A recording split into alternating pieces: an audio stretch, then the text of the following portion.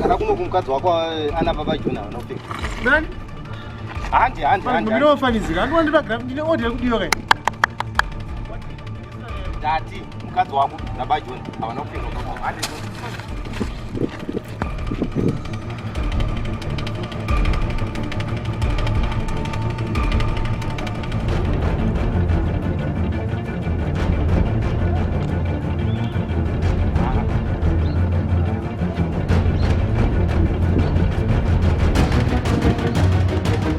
Ati mfana wangu chibongo andidi kukunyebera tikaona vanhu vasina kupfeka watinyebera Havana kupfeka.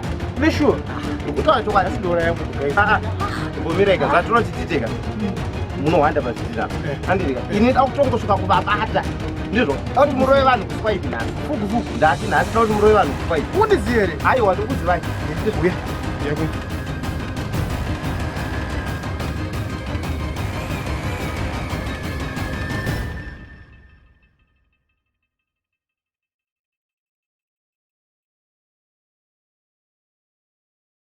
Oreta saka kana mata vapo ine chirega ndifambe. Makutenda? Kana vazodzoka munozongaudza kuti ndambosvika nchivatsvaka. Zvanga kudzoka mai manje. Oreta arege timbonobatana batana. Saka mira ndikuburutsei. Right.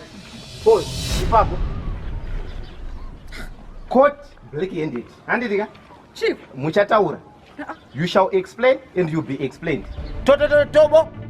Uya. Ndakubatira. Awo uzopwanya vanhu ka. unoona kuti chivewo Vanopfeka ka. upengerewo Upeke. Makapfeka here? mpane Mbomire plus. aiwa kane unopisa chiku Havana kupfeka. unopeka mani unopengerewo isindira jiwe kumuruseka iyo mpane usajari mpane Havana mamask ava. Chief. neiyo shaivo seutanyemamasi mupengerewo aiyo mpana kwana kani mpana chiiwo kweve Grace. namasikari kupukwemi Mamaske. handitiri kutoka mamaski mbo bacho zvinotwanzwisei vanopfeka ndazvona kweiwewo mamasikari Zvirwere